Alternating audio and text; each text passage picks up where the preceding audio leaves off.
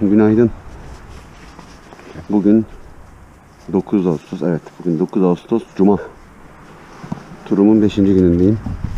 Burası Giresun Üniversitesi'nin sosyal tesisleri. Bu gece burada konakladım. Şimdi bugün yolculuk Kastamonu'ya. Yaklaşık, yanlış hatırlamıyorsam 485 kilometre Kastamonu'ya yolum var. Hava sıcak bu sefer bu arada. Yani şu anda çoktan 22 derece. Dün soğuktan şikayet etmiştim biraz. Bayburt'ta hava bu vakitlerde 9 derece olduğu için, ama burası da 22 derece. Hatta akşam da bayağı sıcak. Neyse, kaldığım yerlerde klima olduğu için çok ciddi sıkıntı yaşamıyorum. 485 kilometre yolum var dediğim gibi. Bu sefer yolda Samsun'da Decathlon var. Piazza AVM diye bir yerdeymiş. Oraya gideceğim. Önce para çekeceğim Bulancak'tan. Sonra oraya gideceğim. 180 kilometre kadar bir yol. Hem mola vermiş olacağım, hem de şu bisiklet koltukları var. Memory foam dedikleri.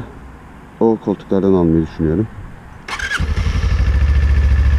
Şuraya koyacağım çünkü yani şu 3 günde yani yaklaşık 1400 kilometre yol yapacağım ve ciddi anlamda sıkıntı. 26 kilometre yapmışım dün.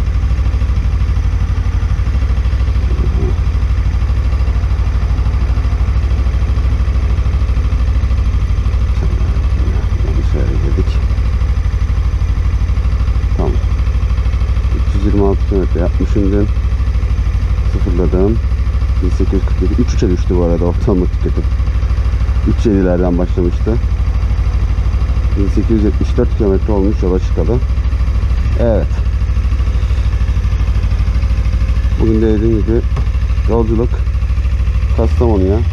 Artık dönüş yolu kafasına girdim tabii biraz. Şey bitti. D915 bitti.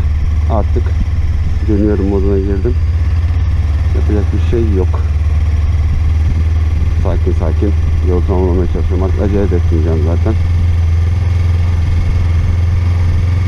Bugün de hepinize iyi seyirler dilerim. Umarım kazasız belasız iyi bir yolculuk olacaktır diye tahmin ediyorum. Umuyorum. Eminim de umuyorum. Hepinize iyi seyirler.